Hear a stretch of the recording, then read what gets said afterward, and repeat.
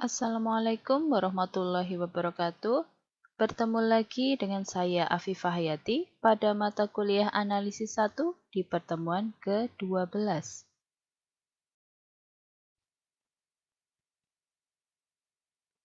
Pada pertemuan ini kita membahas bab 3 mengenai limit, khususnya subbab 3.1 mengenai pengertian dan sifat limit.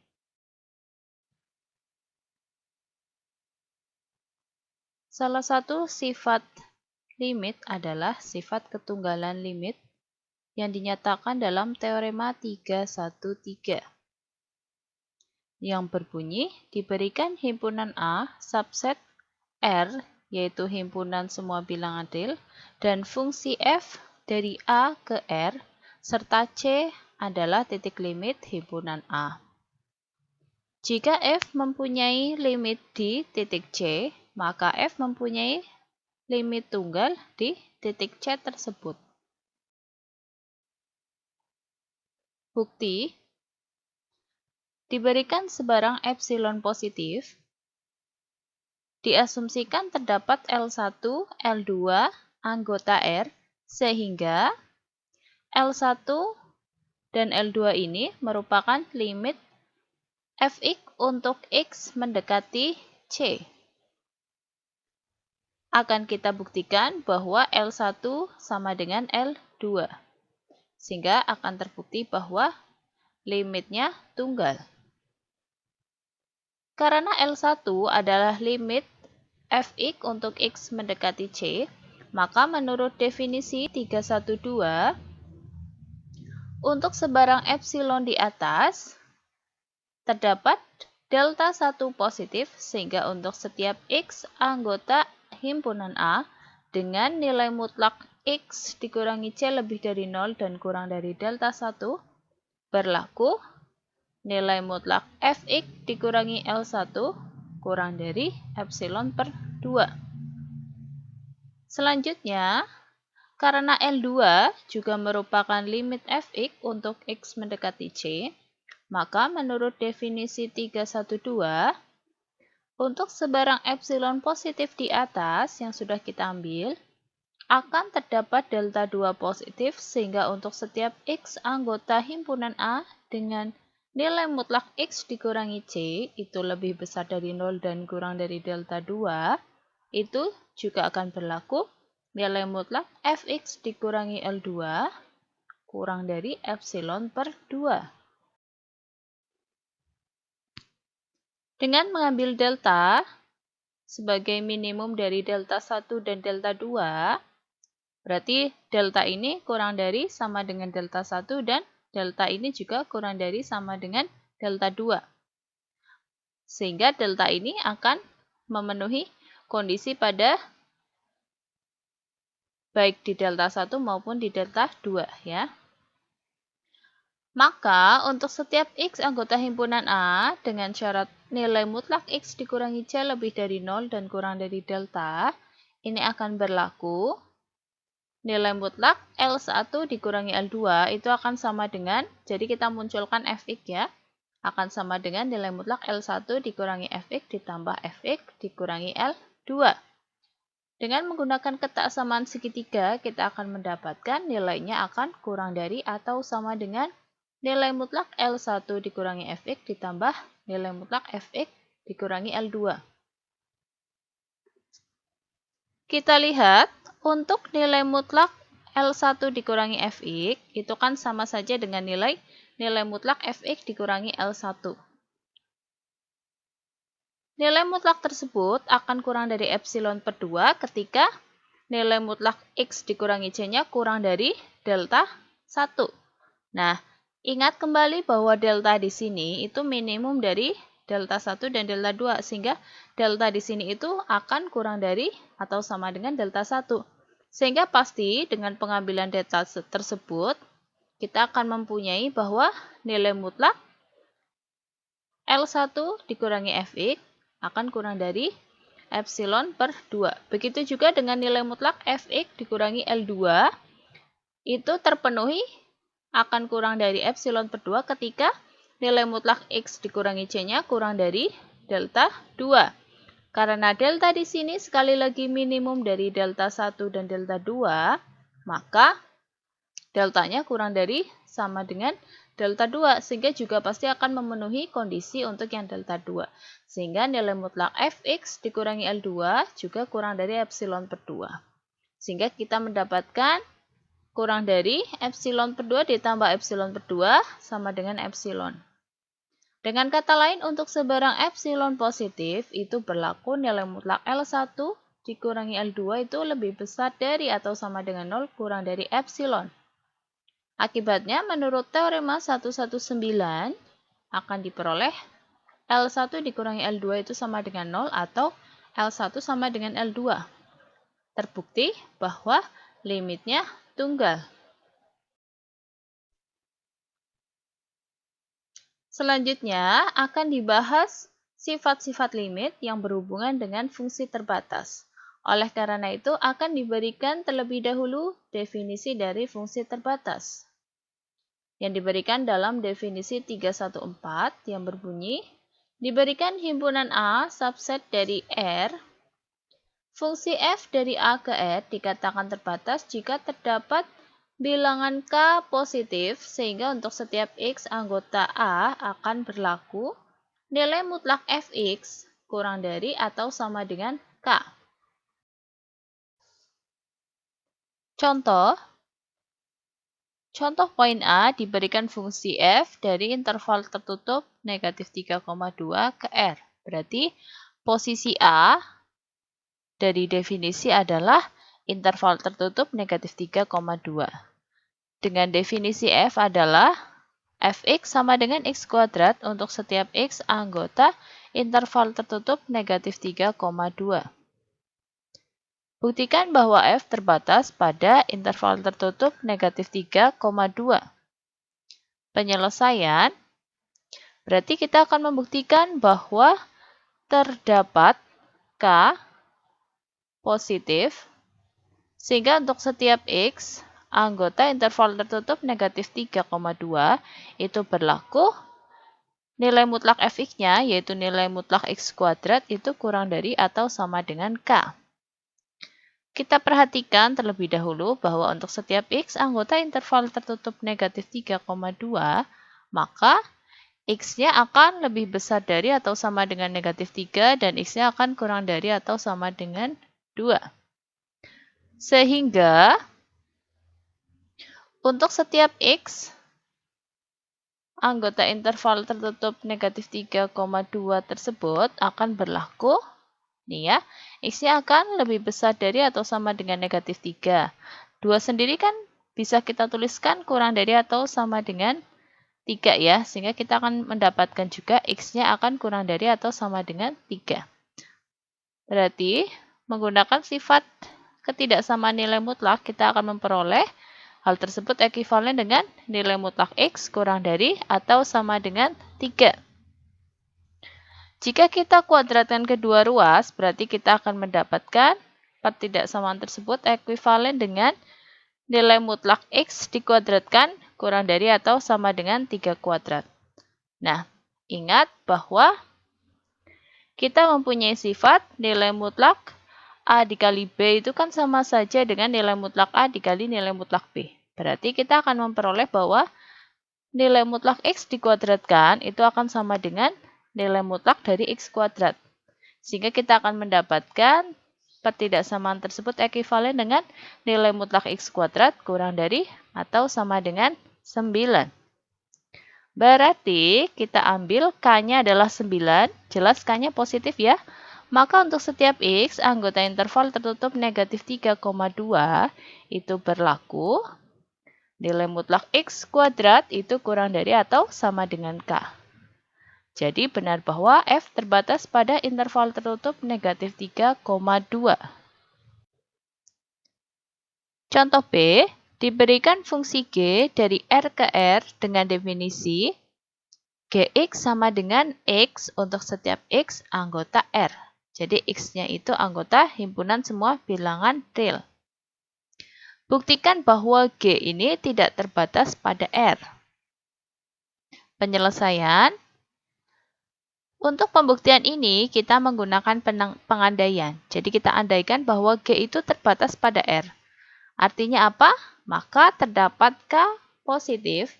Berarti ini K bilangan real yang positif, sehingga untuk setiap X anggota himpunan semua bilangan real itu berlaku nilai mutlak X itu kurang dari atau sama dengan K.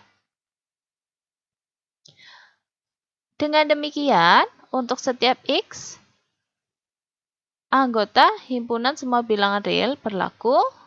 Jadi kalau kita jabarkan ya, nilai mutlak X kurang dari atau sama dengan K itu ekuivalen dengan X lebih besar dari atau sama dengan negatif K, dan X itu kurang dari atau sama dengan K.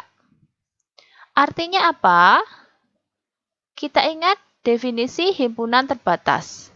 Himpunan terbatas itu jika mempunyai batas bawah dan batas atas. Di sini terlihat bahwa negatif K itu batas bawahnya dan K itu batas atasnya. Artinya apa? Himpunan semua bilangan real, yaitu R, itu merupakan himpunan terbatas. Nah, berarti kalau kita memperoleh bahwa R itu himpunan terbatas, pasti apa? Supremumnya dari R itu ada. Kita namakan supremumnya itu A, ya. Sehingga ya, karena K ini kan berarti batas atas dari himpunan R, ya kan?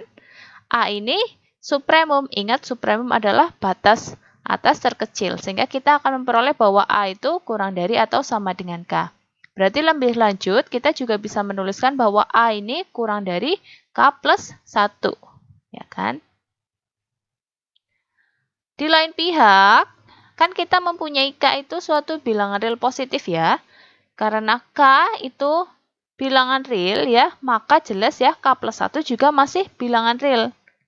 Ingat, A itu supremumnya, supremum dari himpunan semua bilangan real, supremum dari R. Maka kita akan memperoleh K plus 1 itu akan kurang dari atau sama dengan A. Berarti terjadi kontradiksi ya. Yang satu mengatakan A kurang dari K plus 1, yang satu mengatakan K plus 1 itu kurang dari atau sama dengan A. Berarti terjadi kontradiksi, yang berarti pengandaian salah. Jadi benar bahwa G tidak terbatas pada R, yaitu himpunan semua bilangan real. Sifat limit yang berhubungan dengan fungsi terbatas adalah sebagai berikut. Yang dinyatakan dalam teorema 135 dengan bunyi, diberikan himpunan A subset dari R dan fungsi f dari A ke R serta C titik limit himpunan A. Jika limit fx untuk x mendekati C itu ada, maka akan terdapat delta positif sehingga f-nya itu terbatas pada suatu himpunan yang beranggotakan X anggota A dengan syarat nilai mutlak X dikurangi C itu lebih dari 0 dan kurang dari delta. Buktinya, dari yang diketahui limit fx untuk X mendekati C itu ada. Nah, kita katakan limit tersebut adalah L dengan L anggota dari R. L-nya himpunan, maksudnya L-nya itu bilangan real. Berarti kita akan membuktikan terdapat delta positif sehingga F terbatas pada himpunan yang beranggotakan X anggota A dengan syarat nilai mutlak X dikurangi C lebih dari 0 kurang dari delta. Nah, atau sama halnya dengan membuktikan terdapat delta positif dan K positif sehingga untuk setiap X, anggota himpunannya yaitu X anggota himpunan A dengan syarat nilai mutlak X dikurangi C lebih dari 0 dan kurang dari delta itu berlaku nilai mutlak Fx itu kurang dari atau sama dengan K. Nah, di sini kita mengambil epsilonnya itu 1 ya. Maka jelas epsilonnya positif ya.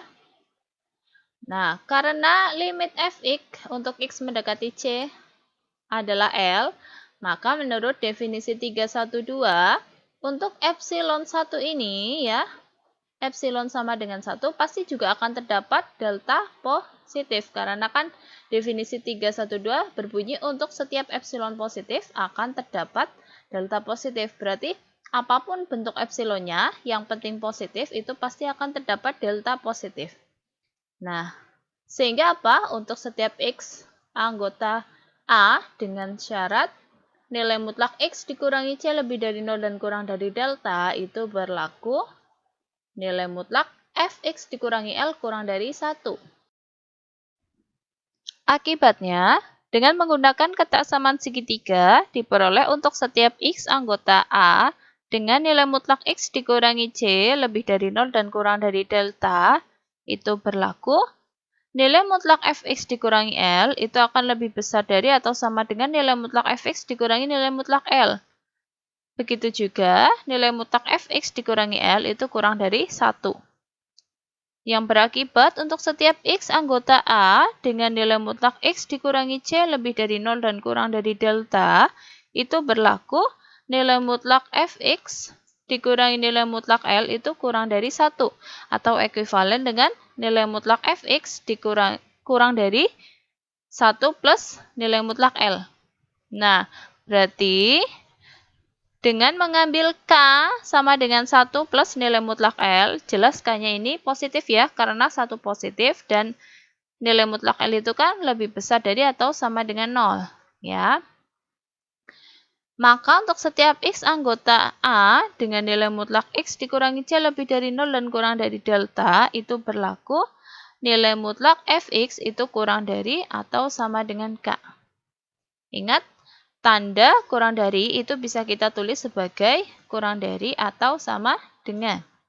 Namun sebaliknya tidak bisa ya. Kalau tanda kurang dari atau sama dengan tidak boleh kita persingkat menjadi tanda kurang dari saja. Dengan kata lain, terdapat delta positif dan K positif sehingga untuk setiap X anggota himpunan yang beranggotakan X anggota A dengan syarat nilai mutlak X dikurangi C lebih dari 0 dan kurang dari delta itu berlaku nilai mutlak Fx itu kurang dari atau sama dengan K. Berarti teorema terbukti. Selanjutnya akan dibahas teorema sekuensial limit yang dinyatakan dalam teorema 316 yang berbunyi diberikan himpunan A subset dari R dan fungsi f dari A ke R, serta C adalah titik limit himpunan A. Limit Fx untuk X mendekati C sama dengan L itu jika dan hanya jika setiap barisan Xn subset dari A yang barisannya konvergen ke C itu akan berakibat barisan Fxn itu konvergen ke L. Bukti, kita ingat bahwa bunyi teoremanya itu berbunyi jika dan hanya jika. Berarti kita harus membuktikan kedua arah, yaitu ke arah kiri dan ke arah kanan. Yang pertama akan kita buktikan adalah ke arah kanan terlebih dahulu. Berarti yang diketahui adalah limit Fx untuk X mendekati C sama dengan L. Berarti yang akan kita buktikan, setiap barisan Xn subset A yang konvergen ke C itu berakibat barisan Fxn itu konvergen ke L. Bisa kita lihat, kita akan membuktikan setiap barisan Xn. Berarti kita ambil sebarang barisan Xn subset A yang konvergen ke C. Berarti kita akan membuktikan bahwa barisan Fxn itu konvergen ke L. Oleh karena itu, kita juga mengambil sebarang bilangan epsilon positif. Nanti berarti kita akan membuktikan akan terdapat N0, ya kan? Bilangan asli, sehingga untuk setiap N bilangan asli dengan N lebih besar dari atau sama dengan N0 itu berlaku apa? Nilai mutlak Fxn dikurangi L itu kurang dari epsilon. Itu yang akan kita buktikan. Lah, kita lihat dari yang diketahui, limit Fx untuk X mendekati C itu kan sama dengan L. Maka menurut definisi 312, untuk sebarang epsilon positif di atas itu pasti akan terdapat delta positif ya, sehingga untuk setiap X anggota A dengan nilai mutlak X dikurangi C itu lebih dari 0 dan kurang dari delta, itu akan berlaku nilai mutlak Fx dikurangi L itu kurang dari epsilon. Ingat ya, di sini saya tekankan kalau X-nya nilai mutlak X dikurangi C itu kurang dari delta, itu berakibat nilai mutlak Fx berakibat nilai mutlak Fx dikurangi L itu kurang dari epsilon. Itu yang saya tekankan. Selanjutnya, karena tadi kita sudah mengambil barisan Xn itu konvergen ke C ya, maka menurut kekonvergenan barisan ya, yaitu definisi 212, ingat definisi 212 itu berbunyi untuk setiap epsilon positif terdapat N0 bilangan asli, sehingga untuk setiap N bilangan asli dengan N lebih besar dari atau sama dengan N0 berlaku ya. Kalau barisannya konvergennya ke X berarti berlakunya nilai mutlak Xn dikurangi X itu kurang dari epsilon. Nah, ingat definisinya berbunyi untuk setiap epsilon positif. Ya, ingat epsilon itu hanya lambang ya, lambang dari suatu bilangan positif. Berarti apapun bilangan positif itu pasti akan terdapat N0. Nah, di sini kita kan tadi sudah mendapatkan suatu delta positif. Berarti untuk suatu delta positif di atas tadi, ya ini kan delta juga suatu bilangan kan, bilangan positif. Maka menurut definisi 212 juga akan terdapat N0 bilangan asli, sehingga untuk setiap N bilangan asli dengan N lebih besar dari atau sama dengan N0, itu berlaku nilai mutlak Xn dikurangi C itu kurang dari delta. Nah, kita lihat ya. Tadi saya tekankan bahwa ketika nilai mutlak X dikurangi C kurang dari delta itu berlaku atau berakibat nilai mutlak Fx dikurangi L itu kurang dari epsilon. Kita lihat di sini untuk N lebih besar dari atau sama dengan N0 itu berlaku apa? Nilai mutlak Xn dikurangi X itu kurang dari delta. Ingat, X itu kan anggota A. Begitu juga barisan Xn itu kan subset A. Berarti kan semua suku pada barisan Xn itu kan anggota himpunan A. Berarti dengan kondisi ini ya juga akan berakibat untuk setiap N bilangan asli dengan N lebih besar dari atau sama dengan N0. Karena kita mempunyai nilai mutlak Xn dikurangi X kurang dari delta ya. Nah, ini juga akan berakibat nilai mutlak Fxn dikurangi L itu juga akan kurang dari epsilon. Dengan kata lain, untuk sebarang epsilon positif itu terdapat N0 bilangan asli, sehingga untuk setiap N bilangan asli dengan N lebih besar dari atau sama dengan N0 itu berlaku nilai mutlak Fxn dikurangi L itu kurang dari epsilon. Jadi benar bahwa barisan Fxn itu konvergen ke bukti ke arah kiri. Sebaliknya, berarti diketahui setiap barisan Xn subset A yang konvergen ke C itu berakibat Fxn konvergen ke L. Berarti yang akan kita buktikan limit Fx untuk X mendekati C adalah L.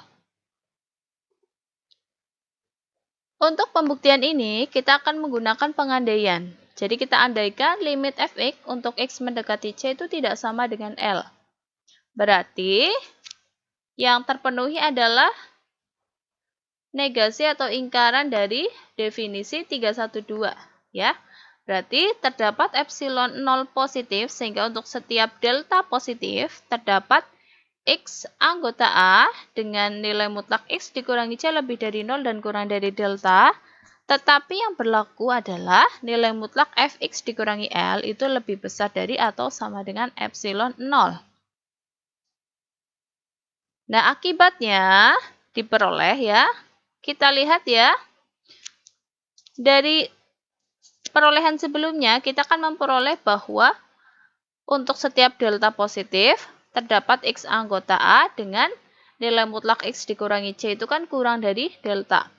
Berarti apapun bentuk deltanya itu pasti akan terdapat X anggota A.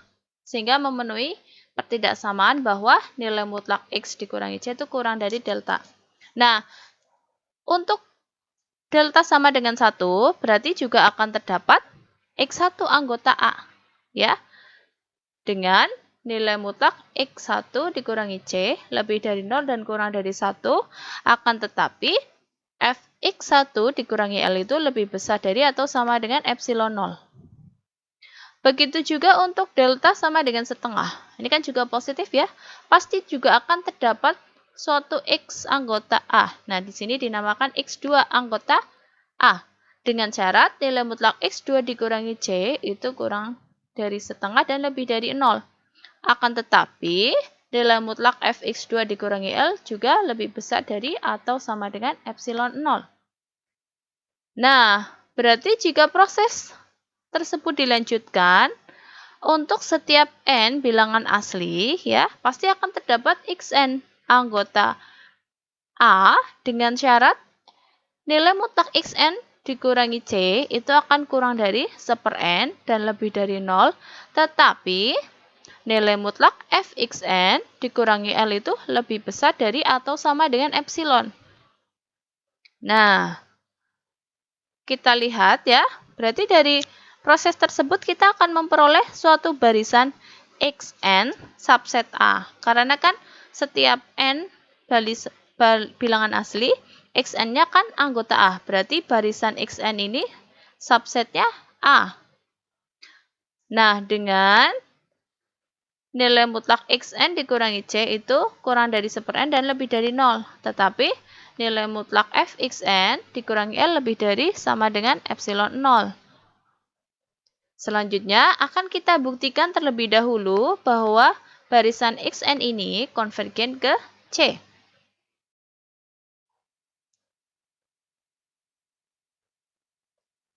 Nah, kita akan mau membuktikan barisan Xn konvergen ke C. Berarti kita mau membuktikan ya, menurut definisi 212, berarti kita mau membuktikan untuk setiap epsilon positif itu terdapat N0 bilangan asli, sehingga untuk setiap N lebih besar dari atau sama dengan N0 berlaku nilai mutlak Xn dikurangi C itu kurang dari epsilon. Nah, karena tadi kita sudah mengambil epsilon 0 ya, epsilon 0 positif, agar tidak rancu, di sini kita mengambil bilangan positifnya itu dilambangkan dengan mu ya, agar tidak rancu. Berarti kita ambil sebarang mu positif ya. Nanti kita akan membuktikan terdapat N0 bilangan asli, sehingga untuk setiap N bilangan asli dengan N lebih besar dari atau sama dengan 0 berlaku nilai mutlak Xn dikurangi C itu kurang dari mu ya.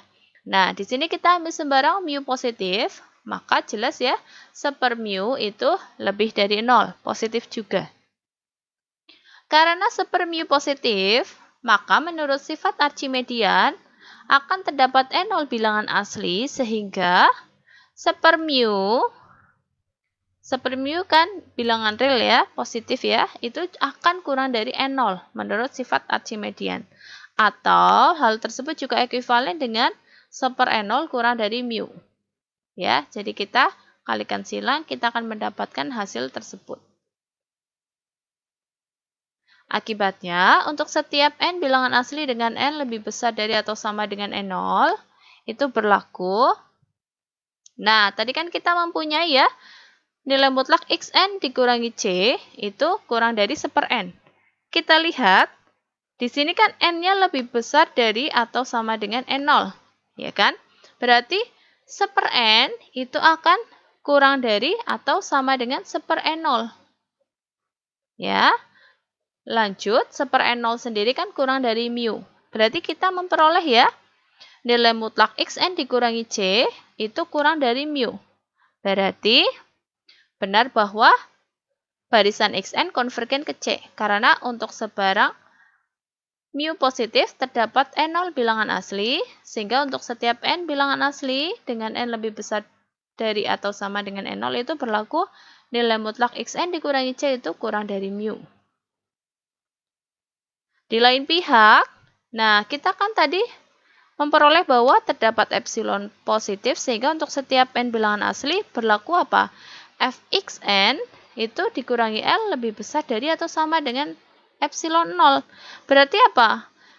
Barisan Fxn ini tidak konvergen ke L. Kita ingat dari yang diketahui. Dari yang diketahui itu kan apa?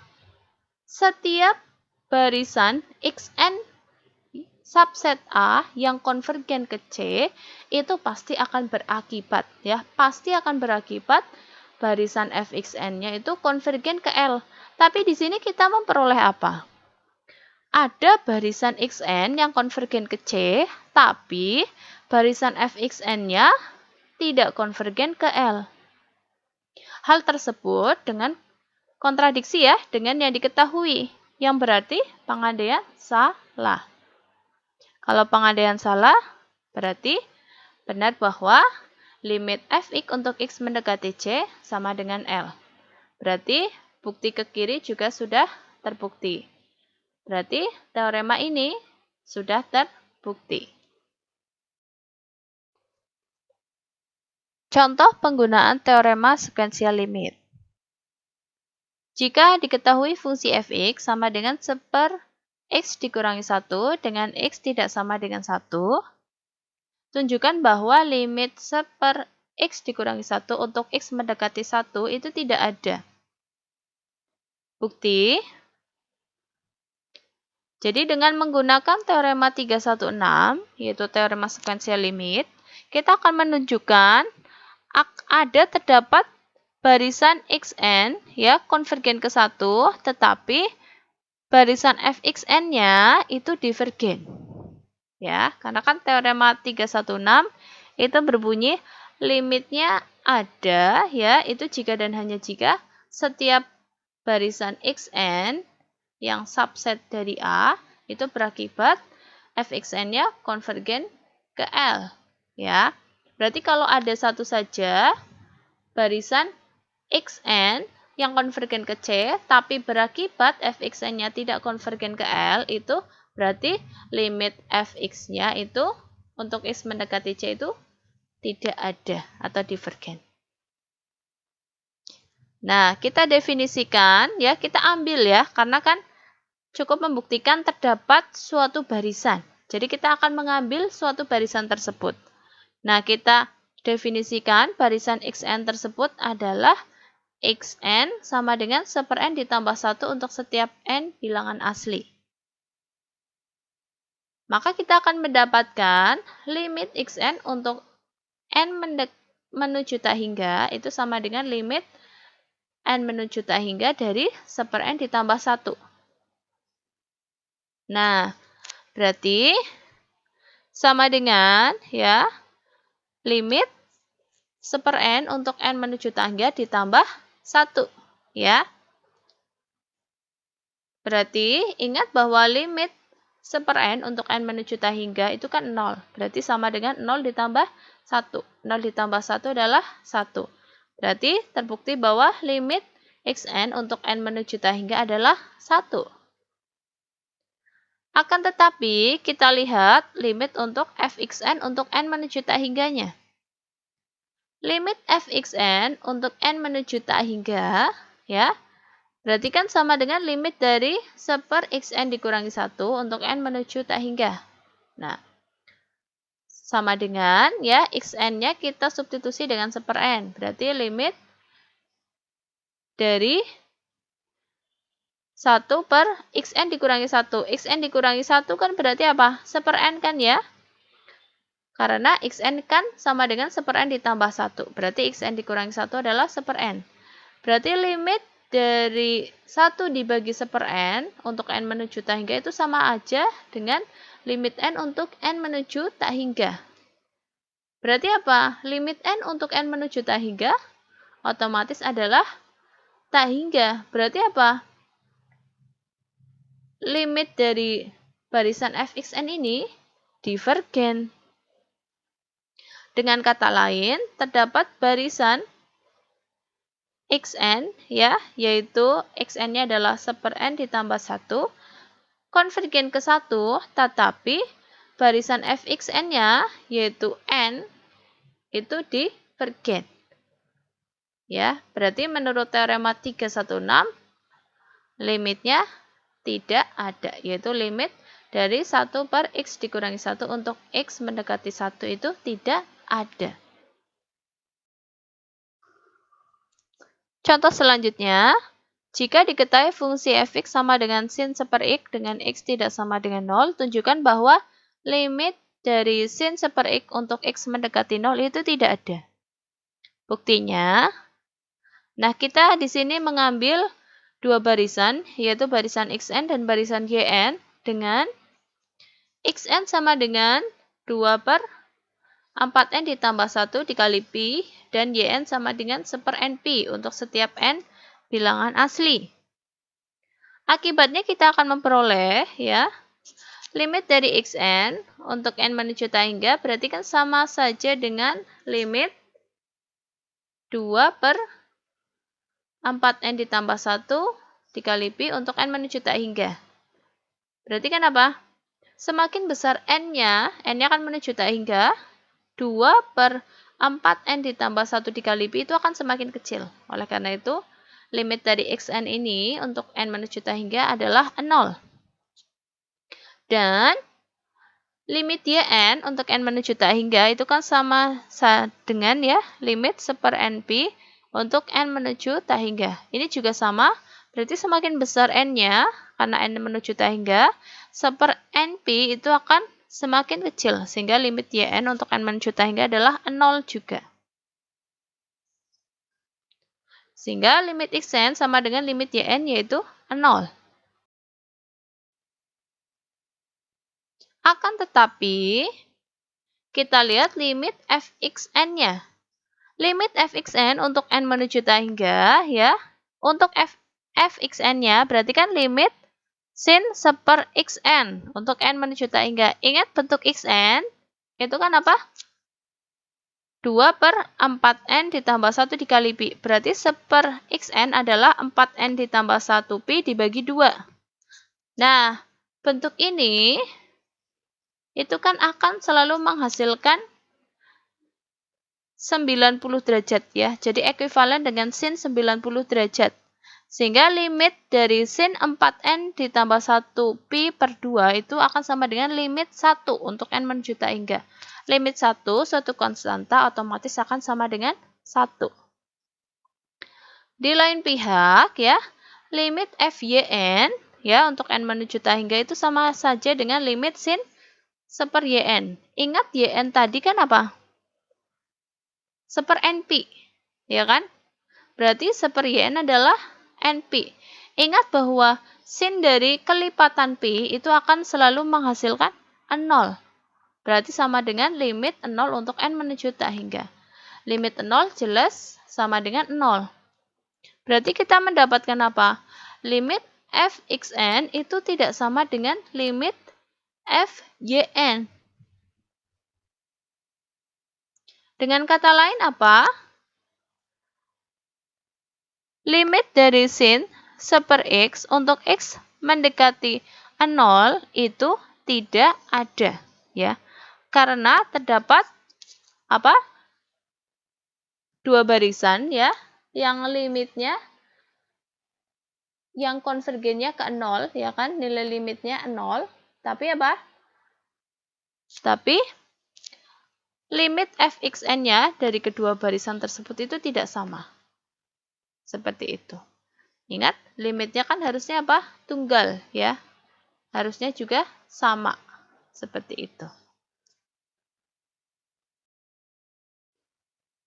Latihan untuk pertemuan ini.